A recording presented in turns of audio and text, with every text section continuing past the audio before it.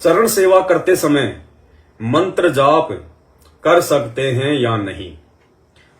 बहुत सारे भगत भाई बहन होते हैं जिनको समय नहीं मिल पाता है, कोई नौकरी करता है, कोई बिजनेस करता है, कोई घर से बाहर रहता है, या और कई प्रकार के काम धंधों में काल ने उलझा रखा है। तो वो कहते हैं कि भगत जी थोड़ा समय अभाव के चलते हमारे को थोड़ा समय नहीं मिल पाता है, इसलिए हम जब गुरु जी की हम चरण सेवा करते हैं सुबह शाम आधा घंटा 20 मिनट या 15 मिनट जैसा भी समय मिलता है, तो उस समय हम लोग गुरु जी के बैठ के मंत्र जाप भी कर सकते हैं क्या? यानी हम गुरु जी के चरणों की सेवा भी करते रहे और हम मंत्र जाप भी करते रहे। भाई देखो बात ऐसी है, करने को तो आप कुछ भी कर सकते हैं। आप एक कोने में बैठ के गुरु जी को गालियां भी निकाल सकते हैं, ना गुरु जी आपका हाथ पकड़ेगा ना कोई और पकड़ेगा। करने को तो कोई कुछ भी कर सकता है, कोई पाबंदी नहीं है, लेकिन थोड़ा ज्ञान आधार से हमने इन बातों पे विचार करना पड़ेगा। भक्ति को यदि भक्ति विधि से करेंगे, सही तरीके से करेंगे, भाव के साथ में करेंगे, श्रद्धा के साथ में करेंगे, इस मन को रोक कर निश्चल रख कर इस मन को शांति में रखकर करेंगे, तो हमें उस भक्ति विधि का लाभ मिलेगा। कैसे? देखो हर चीज का एक तरीका है। सुबह सुबह हम लोग फ्रेश होने के लिए बाथरूम में जाते हैं। अब कोई कहे कि भगत जी मुझे तो समय नहीं मिलता है, मैं तो बहुत ज्यादा मैं तो बिजी हूं। भगत जी क्या मैं बाथरूम करते करते मैं फ्रेश होते होते क्या मैं नाश्ता कर सकता हूं? तो करने को तो कर सकते हो, तुम्हें कौन मना करेगा भाई? जाके बाथरूम में सीट पे बैठ जाओ और लेके थाली हाथ में बैठ जाओ और खा लो, तुम्हें कौन मना कर रहा है? कोई मना नहीं करेगा। लेकिन क्या वो जायज है? क्या वो सही विधि है? नहीं है ना, नहीं है। इसी प्रकार परमात्मा ने हर बात की एक विधि बताई है। देखो हम ये भक्ति कर रहे हैं, हम ये कोई बिजनेस नहीं कर रहे, हम ये कोई पैसे कमाने के लिए ये कोई व्यापार नहीं कर रहे। हम लोग परमात्मा को खुश करने के लिए, परमात्मा को प्रसन्न करने के लिए भक्ति कर रहे हैं। और भक्ति में गुरुदेव भगवान कहते हैं कि श्रद्धा का लेखा सबसे पहले है। श्रद्धा, भाव, समर्पण। और यदि हम ये सोचें कि भगत जी समय नहीं है, मैं चरण सेवा करते करते मंत्र भी जाप कर लूं, एक पन दो काज हो जाए, तो फिर आप तो जल्दबाजी में काम कर रहे हो। आप तो जल्दबाजी में काम कर रहे हो। फिर अब कोई ये कहे कि भगत जी मैं मंत्र जाप करते करते समय क्या मैं गुरु जी का मैं सत्संग भी सुन सकता हूं? क्या सुन तो सकते हो, कोई बड़ी बात नहीं है, लेकिन ना तो तुम्हें मंत्र जाप का लाभ मिलेगा और ना तुम्हें वो सत्संग सुनने का लाभ मिलेगा। क्यों? क्योंकि तुम्हारा जो दिमाग वो दोनों जगह वो डाइवर्ट रहेगा। तो यदि मंत्र करने बैठे हो तो मंत्र ही करो सारे काम छोड़ के, और यदि सत्संग सुनने बैठे हो तो सारी चिंताएं छोड़ के, गुरु जी कहते हैं सत्संग ही सुनो। वो सत्संग सुनना भी मंत्र जाप करने में आता है। गुरुदेव ने बताया कि ध्यान से सत्संग सुनना भी मंत्र जाप करने में आता है। ये परमात्मा ने एक सत्संग में बताया। मैं कोशिश करता हूं अगर मेरे पास में मिल जाएगा तो।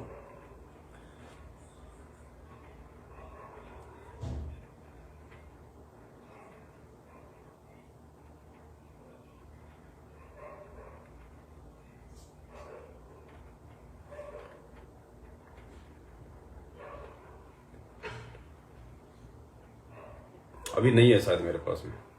तो परमात्मा कहते हैं कि ध्यान से सत्संग सुनना भी मंत्र जाप करने में ही आता है। तो भाई और बहनों, अब हमें इतना ज्ञान हो गया, हमें भगवान मिल गया, और हमने ये विश्वास कर लिया कि गुरुजी हमारे घर पे हैं। गुरुजी हमने जो बेड लगाया है, परमात्मा उस पर विश्राम भी करते हैं, परमात्मा भोग लगाते हैं तो भोजन भी करते हैं। फिर जल्दबाजी किस काम की? परमात्मा कहते हैं भगवान उस दिन मिलेगा जिस दिन आप 90% इस भगवान के पीछे और मात्र 10% अपनी रोजी रोटी के लिए प्रयास करोगे। और जिस दिन हम गुरुदेव की इस बात के ऊपर अमल करने लग गए कि 90% भगवान और ये 10% अपना रोजी रोटी के लिए काम धंधा, तो फिर हमें जल्दबाजी किस बात की होगी? हम क्यों जल्दबाजी करेंगे? हमें पता है कि इस मानव शरीर का क्या यूज है। अपने गुरुजी की सेवा, गुरुजी की भक्ति, गुरुजी को जो है वो प्रसन्न करना, तो फिर जल्दबाजी होगी नहीं। हम भगवान की भक्ति के लिए 100 काम छोड़ देंगे। पहले हम परमात्मा की सेवा करेंगे, बाद में हम अपना बाकी काम करेंगे। तो परमात्मा क्या हमारे बाकी के काम क्या वो बिगड़ने देगा? क्या बिल्कुल नहीं बिगड़ देगा। परमात्मा मालिक जाके बैठ जाएगा वहां पे हमारा काम करने के लिए। ऐसे बहुत सारे एग्जाम्पल दिए परमात्मा ने भक्तों के। तो जब हम परमात्मा की चरण सेवा के लिए जाएं तो शांति होनी चाहिए, जल्दबाजी नहीं होनी चाहिए। भागा दौड़ नहीं होनी चाहिए, हमारा दिमाग दूसरी टेंशनों में डाइवर्ट नहीं होना चाहिए। अगर हमने 5 मिनट चरण सेवा करनी है तो 5 मिनट ये सोच लो मैं दुनिया से मर गया, खत्म हो गया मैं दुनिया से। ना उस कमरे में, उस जगह पे, उस दरबार में आपका मोबाइल आपके साथ में होना चाहिए, ना कुछ और होना चाहिए। सिर्फ आप जाओ आत्मिक रूप से, ये मेरे भगवान बैठे हैं और भगवान बैठा है, दुनिया का सरदार बैठा है, दुनिया के बिगड़े हुए काम बनाने वाला बैठा है, और उसके चरण सेवा करने हम जा रहे हैं तो तेरे काम बिगड़ने देगा क्या? और 5 मिनट में 10 मिनट में कौन सा काम बिगड़ जाता है आदमी का? और मान लीजिए जल्दबाजी में आपने चरण सेवा भी कर रहे हैं, मंत्र भी कर रहे हैं, फिर लेके मोटरसाइकिल निकल गए काम के लिए और रास्ते में एक्सीडेंट हो गए, फिर 3 महीने हॉस्पिटल में बैठे रहोगे, फिर काम नहीं बिगड़ेगा? अरे फिर काम नहीं बिगड़ेगा क्या जब 3 महीने हॉस्पिटल में वो जो है टूटी हुई टांग को लेके बैठे रहोगे? फिर डॉक्टर से नहीं कहोगे कि डॉक्टर साहब मेरी टांग भी टूटी है, कोई बात नहीं, मैं मेरा काम भी करता रहूंगा, मैं मेरा बिजनेस भी करता रहूंगा। घर से नहीं निकलोगे 3 महीने।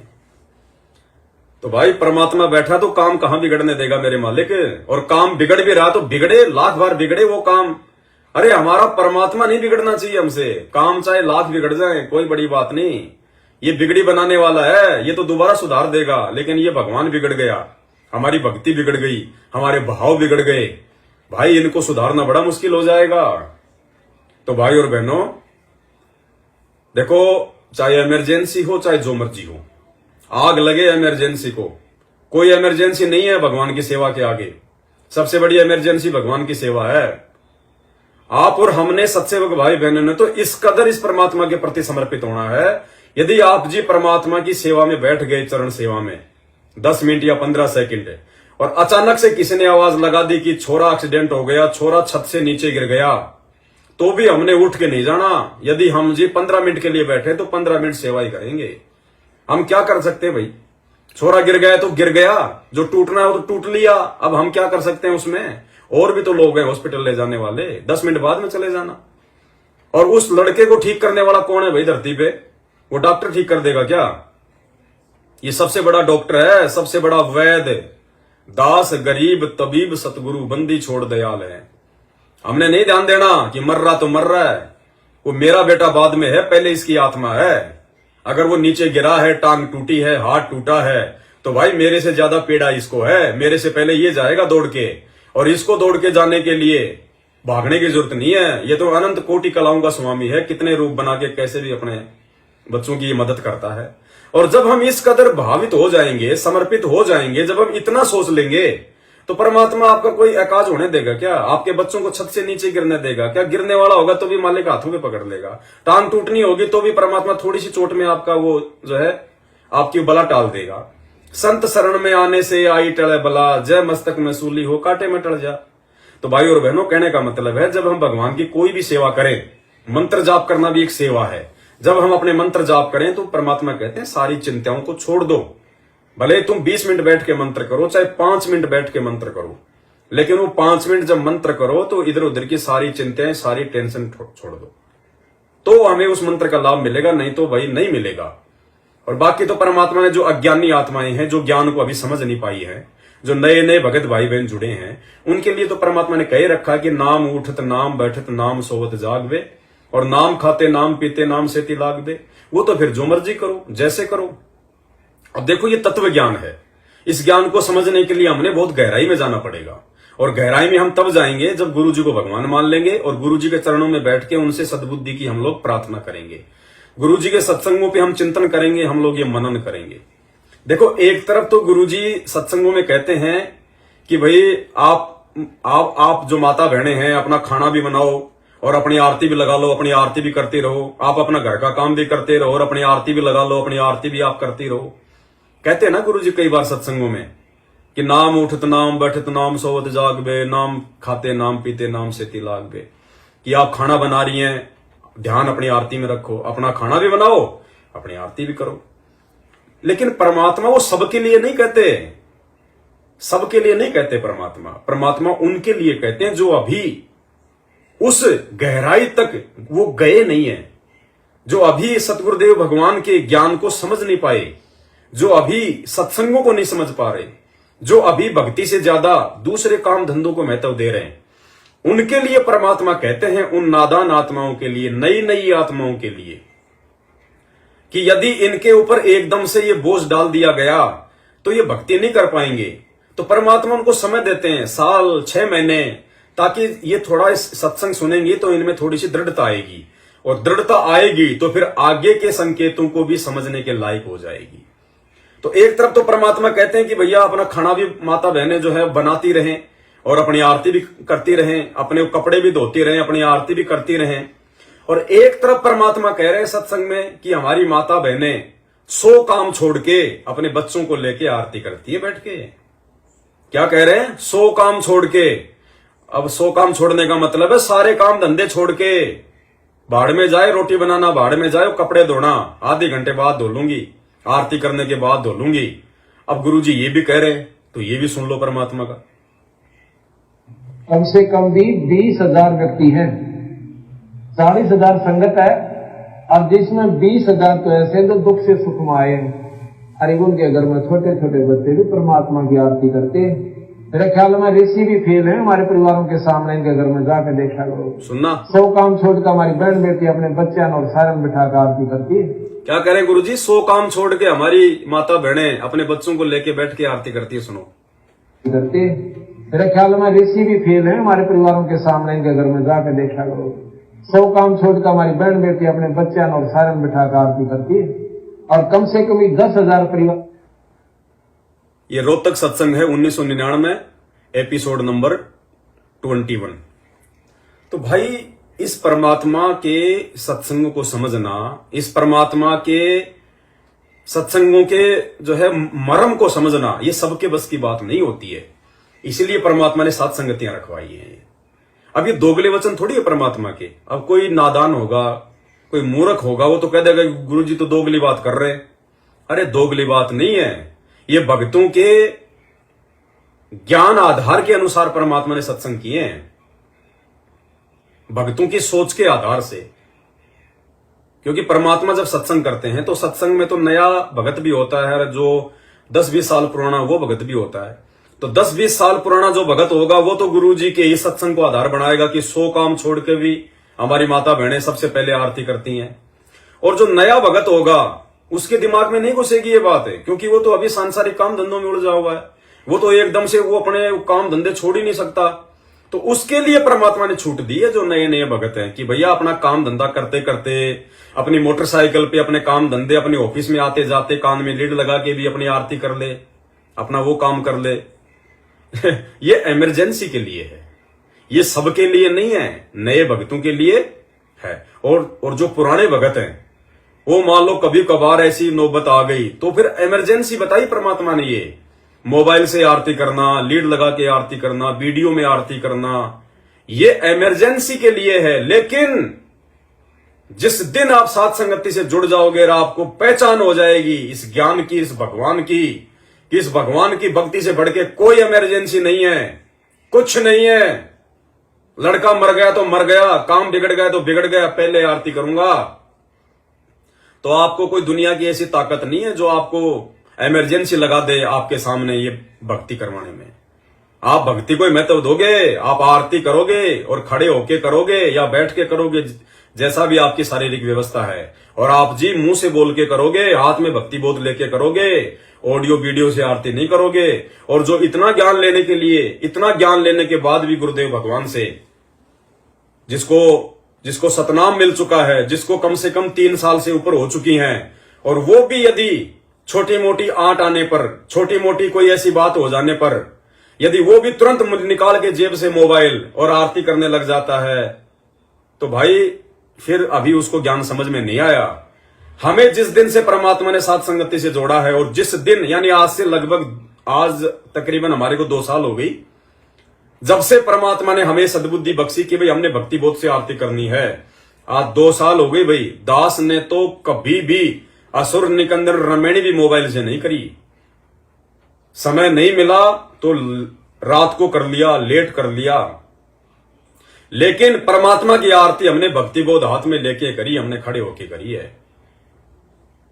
हमने कभी इमरजेंसी नहीं समझी, बिल्कुल भी, कभी भी। जबकि साथ संगतियों में इतना भागना दौड़ना, पूरी पूरी रात जागना, फिर भी यदि हम गाड़ी में आ रहे हैं तो गाड़ी में भी हमने कभी मोबाइल में आरती नहीं करी।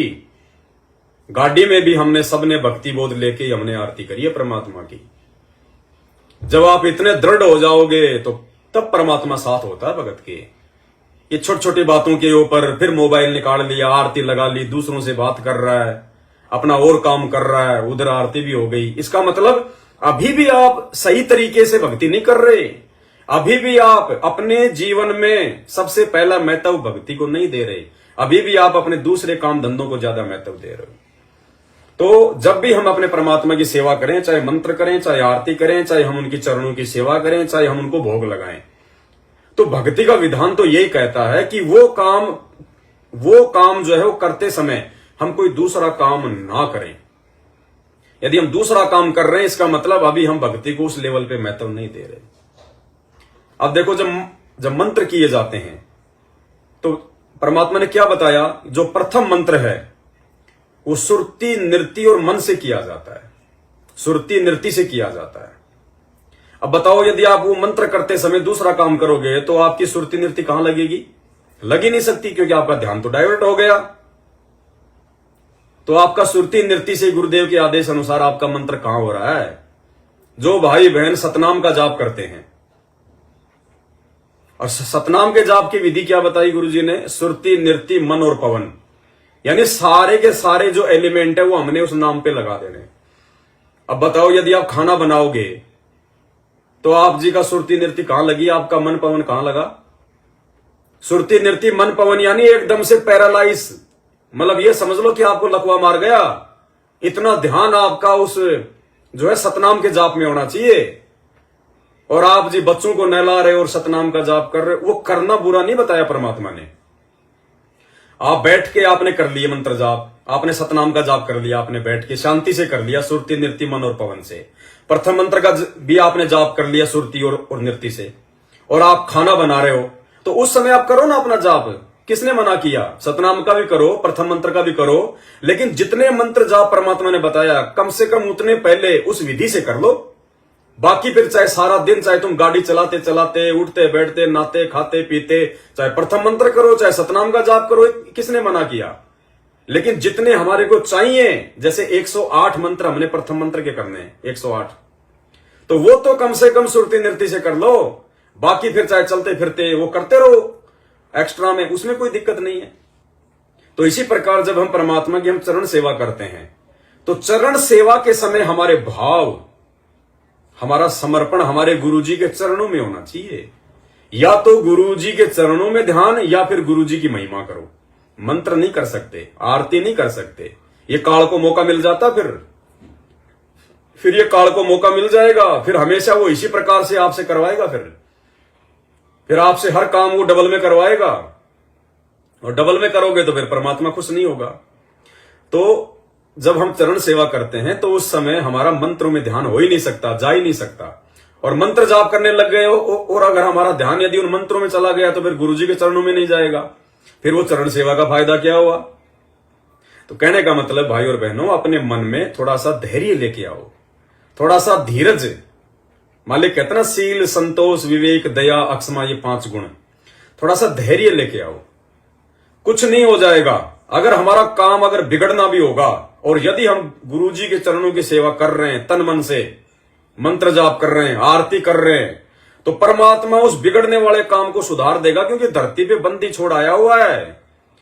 ये कोई सोने चांदी का भगवान नहीं है, ये कोई मिट्टी का या कोई कागज की मूर्ति का भगवान नहीं है जो इसको मालूम नहीं है। ये अंतर्यामी है, इसको हमारी सोच का, हमारे बिगड़ने वाले काम का, हमारे ना बिगड़ने वाले काम का सबको पता है। और इसके रहते सहते फिर टेंशन काहे की, चिंता काहे की?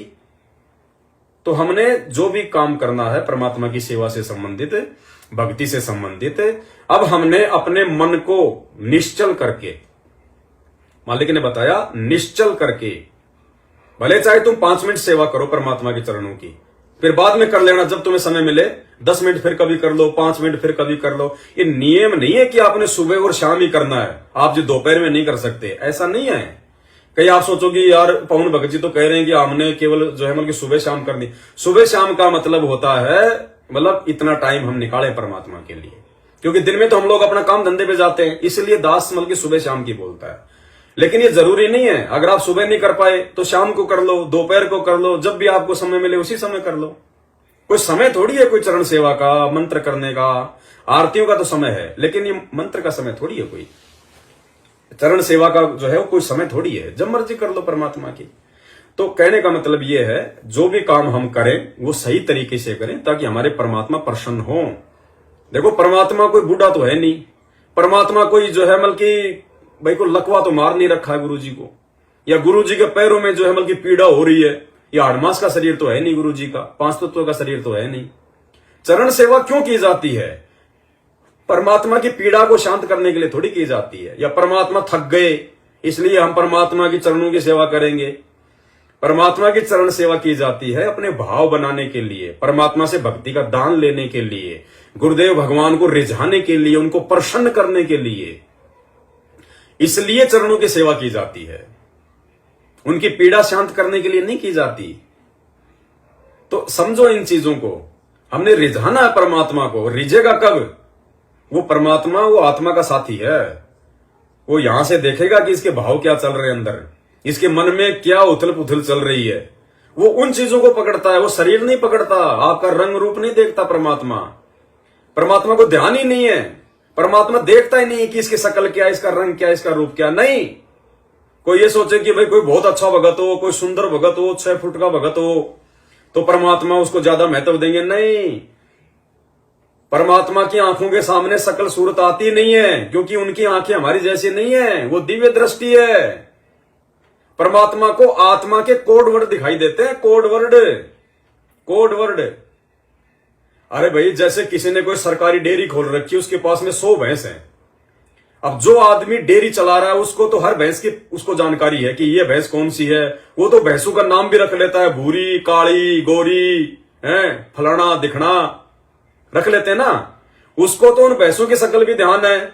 उस आदमी को, डेयरी चलाने वाले को तो ये भी ध्यान है कि ये बछड़ा जो है ये कौन सी भैंस का है, कौन सी भैंस जो है दूध देती है, कौन सी भैंस दूध नहीं देती है। वो सब भैंसों को उसकी शक्ल से, उनके आकार से बता देगा। क्यों? क्योंकि वो उनके बीच में रहता है।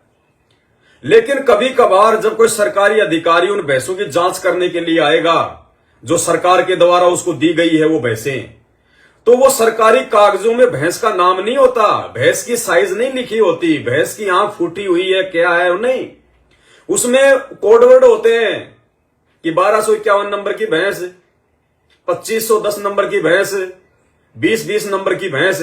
तो जब वो अधिकारी आएगा, उन भैंसों को जांच करेगा और उससे पूछेगा कि भाई कौन सी भैंस जो है उसका क्या, उसका स्वास्थ्य है, कितना वो जो है दूध दे रही है। क्योंकि आजकल भैंस के कान में वो लगा देते हैं ना, एक वो टैग सा लगा देते हैं, वो पीला पीला, उसके ऊपर वो नंबर लिखा होता है।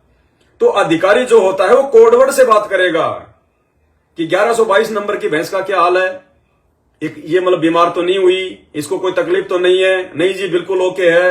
अच्छा, 1415 नंबर भैंस का क्या है। तो इसी प्रकार ये परमात्मा सतगुरु रामपाल जी भगवान ये नहीं देखता कि ये मेरा बेटा है, ये मेरी बेटी है, ये मेरी औरत है, ये मेरा बाप है, ये मेरी माँ है, ये मेरा बुआ का लड़का है, ये मेरा बॉडीगार्ड है, ये आश्रम में बहुत बड़ा सेवादार था। नहीं, परमात्मा ये देखता है कि ये आत्मा कौन सी है, इस आत्मा के अंदर भक्ति कितनी है।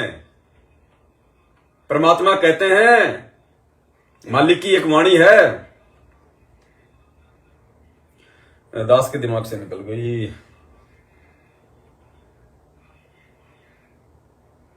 गरीब दास भोडल में दीपक छानी नहीं सनेहा। जिस प्रकार कोई बल्ब है और उसके ऊपर यदि आप कोई पॉलीथीन लगा दो, कोई मोमजामा लगा दो, तो कहते हैं उसका जो प्रकाश है ना, वो प्रकाश उस मोमजामे के बाहर भी आता है, उस पॉलीथीन के बाहर भी आता है, प्रकाश छुप नहीं सकता।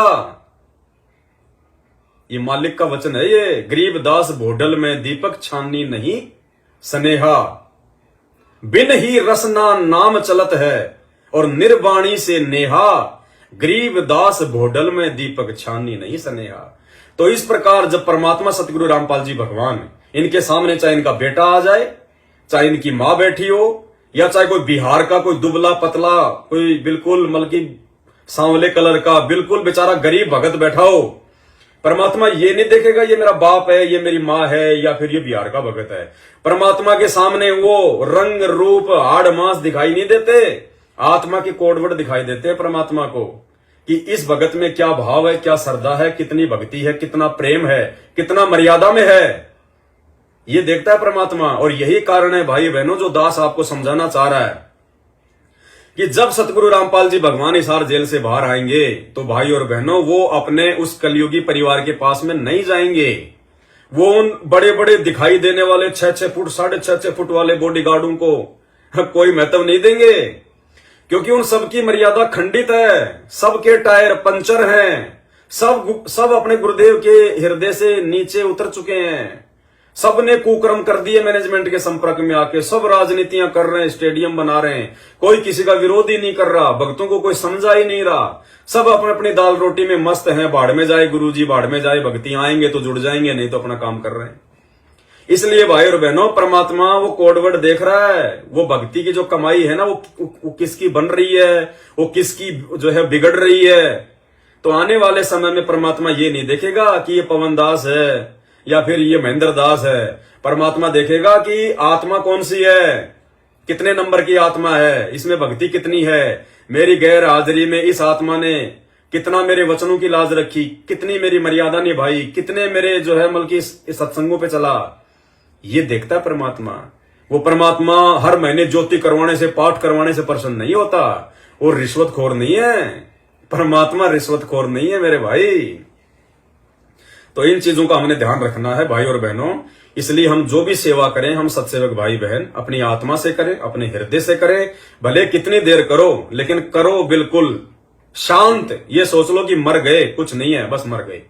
अभी मान लो अभी हम मर गए, हकीकत में मर गए, अब बताओ फिर काहे की जल्दी है? ना कोई मकान की टेंशन, ना कोई जमीन की टेंशन, ना कोई रिश्तेदारी की टेंशन, ना कोई काम धंधे की टेंशन। इसलिए परमात्मा कहते हैं ये गुरु ज्ञान विज्ञान वाणी जीवित ही जग में मरो।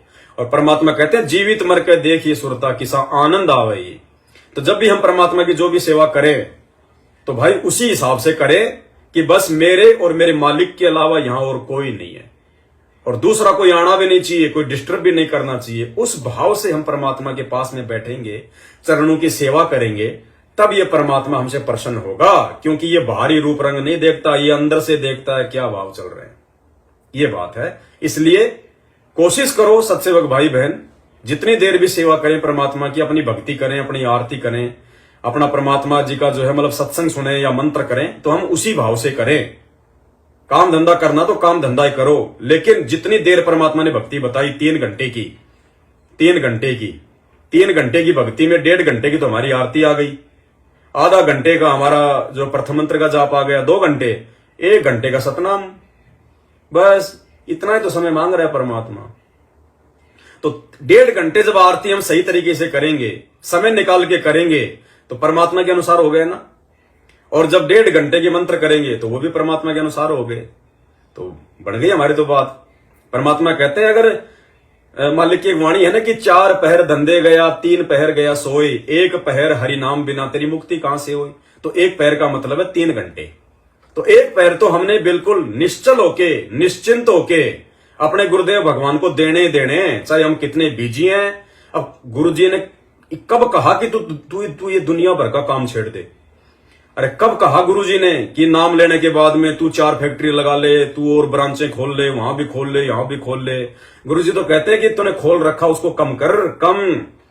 तू इस वजन के साथ भक्ति नहीं कर पाएगा, इतना ही कर। साईं इतना दीजिए जिसमें कुटुंब समाव, और हम भी भूखे ना रहे, अतिथि न भूखा जाए। जब तक हम इस वाणी के ऊपर नहीं चलेंगे, वाणी क्यों सुनाई परमात्मा ने? परमात्मा ये वाणी क्यों सुना रहे हैं? इसलिए कि तुम्हें इस वाणी पे चलना पड़ेगा अगर भक्ति करनी है तो, कि साईं इतना दीजिए जिसमें कुटुंब समाए। अब जब हम इतना ही मांगेंगे भगवान से कि भगवान मेरा जो भी परिवार है, 4 मेंबर का, 5 मेंबर का, 2 मेंबर का, परमात्मा तन के लिए तो हमारे को जो है कपड़े मिल जाएं, पेट के लिए रोटी मिल जाए, बस परमात्मा इतना चाहिए हमें। और जब इतना ही मांगेंगे तो ये तो सबसे थोड़ी से थोड़ी डिमांड है, कम से कम डिमांड है। तो जब इतनी सी डिमांड है और जब पूर्ण परमात्मा की हम भक्ति कर रहे, तो परमात्मा क्या देगा नहीं क्या? जो पूरी सृष्टि का पेट भर रहा है, तीनों लोकों में प्रवेश करके सबका उदर भर रहा है, एक ही टाइम में 40 मन खाने वाले हाथी का पेट भर रहा जो तुम एक महीने में नहीं खाते, तो और तुम तो डायरेक्ट उसकी शरण में, तो क्या तुम्हारा परमात्मा इतना भी काम धंधा सेट नहीं करेगा क्या? लेकिन जो बेसब्रे लोग हैं, खा ले कमा ले कमा ले कमा ले, एक मकान वहां बना लिया, एक ले लिया प्लॉट, वो सस्ता मिल रहा है वो भी ले लो, दूसरे के साथ मिलके ले लो, सस्ता मिल रहा है, 4 साल बाद में डबल रेट पे बिकेगा, और 4 साल में तू ही नहीं रहा तो भाई और बहनों इन चीजों को थोड़ा समझो। अब साथ संगति से जुड़ गए, मरना है यहां तो हमने, इन चीजों को कम करना है।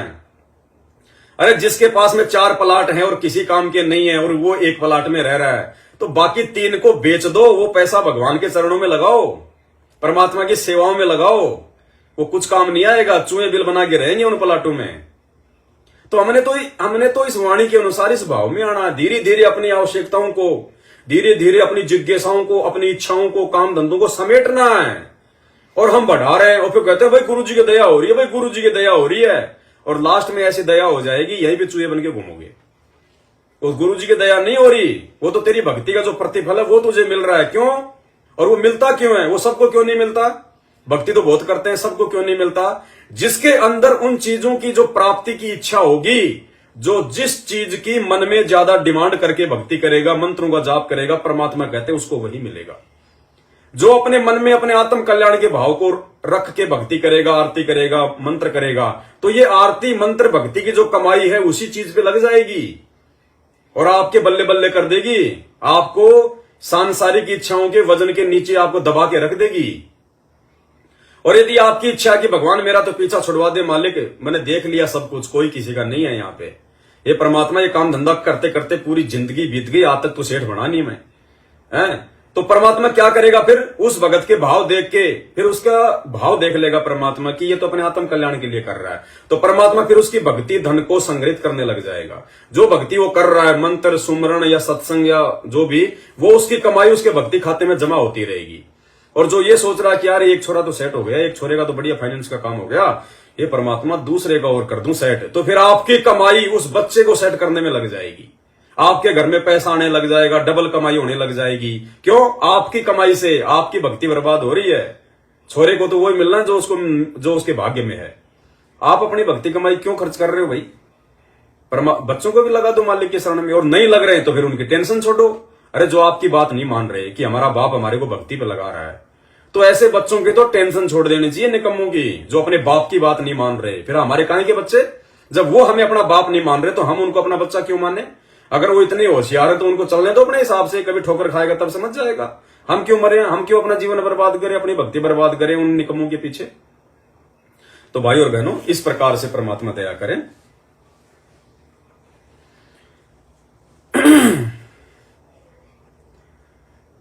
तो इस प्रकार से हमने हर प्रकार से अपने गुरुदेव भगवान के चरणों में समर्पित होके और अपने आप को थोड़ा सा बिल्कुल अब इस भागती भागती गाड़ी के ब्रेक लग जाने चाहिए। अब साथ संगति से ऊपर और कोई ज्ञान नहीं है, कोई ज्ञान नहीं है अब साथ संगति से ऊपर, क्योंकि साथ संगति से हमें गुरु जी की पहचान हो गई, भगवान की पहचान हो गई। अब इससे ऊपर और कोई पहचान नहीं करवानी परमात्मा ने। अब इस स्थिति में आने के बाद भी यदि हम 2 के 4 करने में लगे हुए हैं, फालतू की चीजों के पीछे भग रहे हैं, फालतू के काम धंधे में उलझ रहे हैं, लोगों के साथ में पार्टनरशिप करने में लगे हुए हैं, एक मकान ले लिया दूसरे पे नजर है, तो भाई फिर अभी ये समझ लो आपके ऊपर गुरु जी की मेहर नहीं, आपके ऊपर काल की मेहर है।